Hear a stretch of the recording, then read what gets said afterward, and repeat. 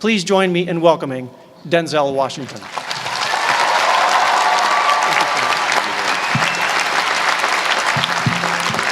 Thank you. Thank you very much. I am obviously the most unorganized. Everybody else has nice boxes to bring their script up in. I just kind of got it all messed up here and put it inside of a magazine. So in fact, I don't even have it in the right order. Wait a minute, let me get it in the right order here.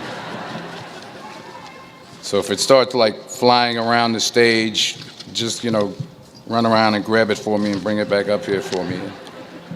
I'll keep going as I can.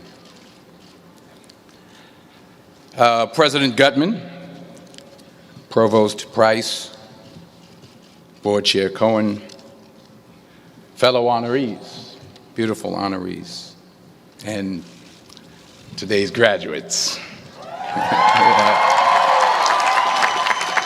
I'm honored and grateful for the invitation today.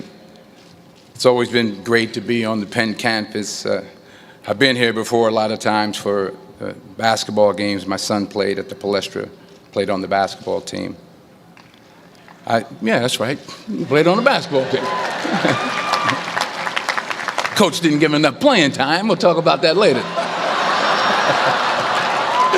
No, but I'm really pleased with the progress that Coach Allen has made, and no, I do. I really am, and I hope him the best success in the future. And I always get a warm welcome when I come to Pennsylvania, when I come to Philadelphia, except on the few occasions where I wear my Yankee cap.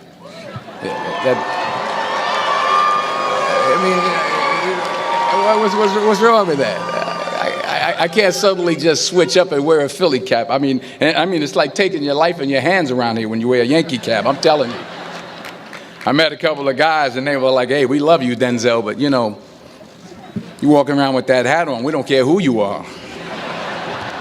So you'll be happy to see that I'm not wearing my Yankee cap today. I'm wearing my Yankee socks, my Yankee t-shirt, my Yankee jock shorts, my Yankee underwear, my Yankee toe warmers, but not my Yankee cap. But still, I'll be honest with you, I'm a little nervous. I'm not used to speaking at a graduation of this magnitude. It's a little overwhelming. It's out of my comfort zone. You dress me up in army fatigues or throw me on top of a moving train, as someone said, unstoppable, or ask me to play Malcolm X, Reuben Hurricane Carter, or Alonzo from Training Day. I can do that. But a commencement speech, it's a very serious affair, and it's a very different ball game. There are literally thousands and thousands of people here. And for those who say, well, you're a movie star, millions of people watch you and watch you speak all the time, well, that's true. That's technically true. But I'm not actually in the theater watching them watching me. I think that makes sense. I mean, I'm not there when they call for a fidget around or pull out their iPhones or text their boyfriend or scratch their behinds or whatever it is they're doing in the movie theater. But from up here, I can see every single one of you. And that makes me uncomfortable. So please, don't pull out your iPhones and don't text your boyfriend until after I'm done. Please. If you have to scratch your behind, I understand. Go ahead. I was thinking about this speech, what I should say. I figured the best way to keep your attention would be to talk about something, really juicy Hollywood stuff. I thought I could talk about me and Russell Crowe getting in arguments on the set of American Gangster, but I said, no, you're a group of high-minded intellectuals, you're not interested in that. Or maybe not. I thought about a private moment I had backstage with Angelina Jolie in a dressing room after the Oscars. But I said, no, I don't think so. This is an Ivy League school, and Angelina Jolie half naked in a dressing room. Who wants to hear about that? No one. No one. This is pen. That stuff would never go over well over here. Maybe at Drexel, but not over here.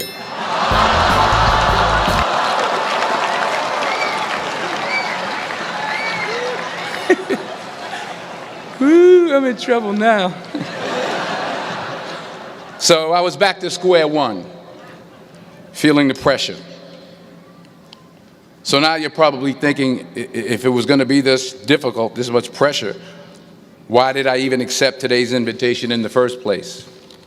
Well, you know, my son goes here, that's number one. That's a good reason. And I always like to check to see how my money's being spent. And I'm sure there's some parents out there who can relate to what I'm talking about. Yeah. To everybody upstairs. And there were some other good reasons for me to show up. Sure, I got an Academy Award, but I never had something called a magic meatball after waiting in line for half an hour at the food truck. Yeah? Yes, I talked face-to-face with President Obama, but I never talked face-to-face with a guy named coupD'etatPH who sings bad songs over at Smokes on Tuesday night. I never been to Buies. I never been to Hemos. Yes, I have played a detective who battles demons, but I've never been to a school in my life where the squirrel population has gone bananas. I mean, they're breaking in the dorm rooms, they're walking around campus. I think I saw some carrying books on their way to class. So I had to be here. I had to come. Even though I was afraid I might make a fool of myself. In fact, if you really want to know the truth, I had to come exactly because I might make a fool of myself. Now, what am I talking about? Here it is. I found that nothing in life is worthwhile unless you take risks. Nothing. Nelson Mandela said, "There is no passion to be found playing small and settling for a life that's less than the one you're capable of living." Now, I'm sure in your experiences in school and applying to college and picking your major and deciding what you want to do with life, I'm sure people have told you to make sure you have something to fall back on. Make sure you got something to fall back on, honey. But I never understood that concept, having something to fall back on. If I'm going to fall, I don't want to fall back on anything except my faith. I want to fall forward. I figure at least this way I'll see what I'm going to hit. Fall forward. This is what I mean. Reggie Jackson struck out 2,600 times in his career, the most in the history of baseball. But you don't hear about the strikeouts. People remember the home runs. Fall forward. Thomas Edison conducted 1,000 failed experiments. Did you know that? I didn't know that. Because the 1,001st was the light bulb. Fall forward. Every failed experiment is one step closer to success. You've got to take risks, and I'm sure you've probably heard that before, but I want to talk to you about why that's so important. I got 3 reasons, and you can pick up your iPhones. First, you will fail at some point in your life. Accept it. You will lose. You will embarrass yourself. You will suck at something. There's no doubt about it. And I know that's probably not a traditional message for a graduation ceremony, but hey, I'm telling you, embrace it, because it's inevitable. And I should know. In the acting business, you fail all the time. Early on in my career, I auditioned for a part in a Broadway musical. Perfect role for me, I thought, except for the fact that I can't sing. So I'm in the wings, I'm about to go on stage, but the guy in front of me, he's singing like Pavarotti. He's just, and he's just going on and on and on, and I'm just shrinking, I'm getting smaller and smaller. So they say, "Oh, thank you very much, and you'll be hearing from us." So I come out with my little sheet music, and it was Just My Imagination by the Temptations. That's what I came up with. So I hand it to the accompanist, and she looks at it and looks at me and looks out at the director and was like, all right. So I start, you know, I'm going to sing. I'm like, it's just my imagination once again, and they're coming away with me. And they're not saying anything, so I'm thinking I'm getting better. So I start getting into it. It was just my imagination. Running. They say, oh, yeah, thank you. Thank you very much, Mr. Washington. Thank you. So I assumed I didn't get the job. But the next part of the audition, he called me back. The next part of the audition is the acting part of the audition. Now I'm like, hey, okay, maybe I can't sing, but I know I can act. So they pair me with this guy, and again, I didn't know about musical theater. And musical theater is big, so they can reach everyone all the way in the back of the stadium. And I'm more from a realistic, naturalistic kind of acting where you actually talk to the person next to you. So I don't know what my line was. My line was, well, hand me the cup. And his line was, well, I will hand you the cup, my dear. The cup will be there to be handed to you. I said, oh, okay. Well, should I give you the cup back? Oh, yes, you should give it back to me because you know that is my cup and it should be given back to me. I didn't get the job. But here's the thing. I didn't quit. I didn't fall back. I walked out of there to prepare for the next audition, and the next audition, and the next audition. I prayed. I prayed, and I prayed. But I continued to fail, and fail, and fail. But it didn't matter, because you know what? There's an old saying, you hang around the barbershop long enough, sooner or later you're going to get a haircut. So you will catch a break, and I did catch a break. Last year, I did a play called Fences on Broadway. Someone talked about it. Won the Tony Award. And I didn't have to sing, by the way. But here's the kicker. It was at the Court Theater. It was at the same theater that I failed that first audition 30 years prior.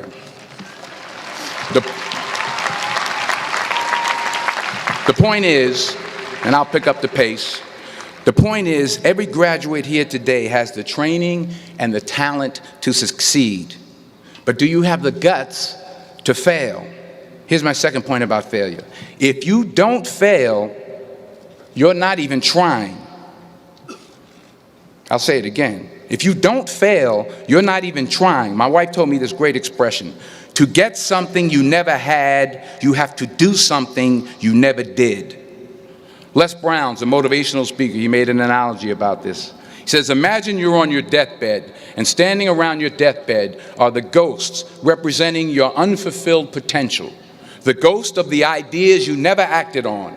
The ghost of the talents you didn't use. And they're standing around your bed, angry, disappointed, and upset. They say, we came to you because you could have brought us to life, they say. And now we have to go to the grave together. So I ask you today, how many ghosts are going to be around your bed when your time comes? You've invested a lot in your education, and people have invested in you. And let me tell you, the world needs your talents. Man, does it ever. I just got back from Africa like 2 days ago, so if I'm rambling on, it's because I'm jet lagged. I just got back from South Africa. It's a beautiful country, but there are places there with terrible poverty that need help. And Africa is just the tip of the iceberg. The Middle East needs your help. Japan needs your help. Alabama needs your help. Tennessee needs your help. Louisiana needs your help. Philadelphia needs your help. The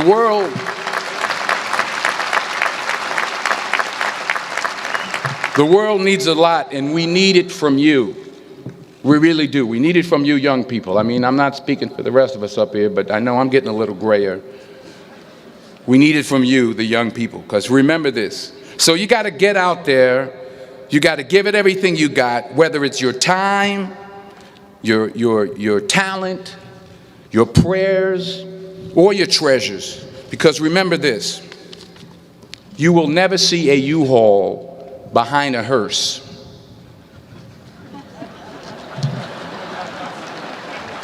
I'll say it again. You will never see a U-Haul behind a hearse. You can't take it with you. The Egyptians tried it, and all they got was robbed. So the question is, what are you going to do with what you have? I'm not talking about how much you have. Some of you are business majors, some of you are theologians, nurses, sociologists. Some of you have money, some of you have patience, some of you have kindness, some of you have love. Some of you have the gift of long suffering, whatever it is, whatever your gift is. What are you going to do with what you have? All right, now here's my last point about failure. Sometimes it's the best way to figure out where you're going. Your life will never be a straight path. I began at Fordham University as a pre-med student. I took a course called cardiac morphogenesis. I still can't say it. Cardiac morphogenesis. I couldn't read it. I couldn't say it. I sure couldn't pass it. So then I decided to go into pre-law, then journalism. And with no academic focus, my grades took off in their own direction. Yeah, down. I was a 1.8 GPA one semester, and the university very politely suggested that it might be better to take some time off. I was 20 years old. I was at my lowest point. And then one day, and I remember the exact day, March 27th, 1975, I was helping my mother in her beauty shop. My mother owned a beauty shop up in Mount Vernon. And there was this older woman who was considered one of the elders in the town. And I didn't know her personally, but I was looking in the mirror, and every time I looked at the mirror, I could see her behind me, and she was staring at me. She just kept looking at me. Every time I looked at her, she kept giving me these strange looks. So she finally took the dryer off her head and she said something I'll never forget. First of all, she said, "Somebody give me a piece of paper. Give me a piece of paper." She said, "Young boy, I have a prophecy, a spiritual prophecy." She said, "You are going to travel the world and speak to millions of people." Now, mind you, I'm 20 years old. I'm flunked out of school. In fact, like a wise ass, I'm thinking to myself, maybe she's got something in that crystal ball about me getting back into school next fall. But maybe she was onto something, because later that summer, while working as a counselor at the YMCA camp in Connecticut, we put on a talent show for the campers. And after the show, another counselor came up to me and asked, "Have you ever thought about acting? You're good at that." So when I got back to Fordham that fall, I got in and I changed my major once again for the last time. And in the years that followed, just as that woman prophesied, I have traveled the world and I have spoken to millions of people through my movies. Millions who up till this day couldn't see me, who up till this day I couldn't see while I was talking to them, and they couldn't see me. They could only see the movie. They couldn't see the real me.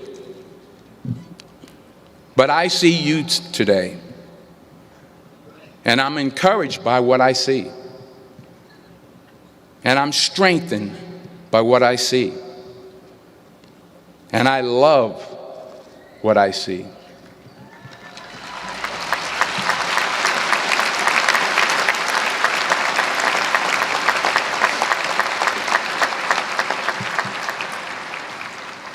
One more page, and I'll shut up.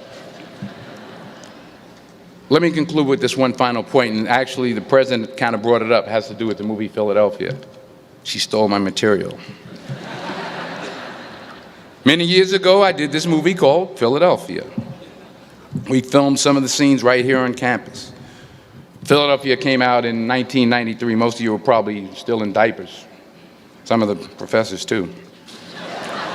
But that cracked me up. But it was a good movie. Rent it on, Netflix. It's a good movie. Rent it. I get 23 cents every time you rent it. Please, rent it. True.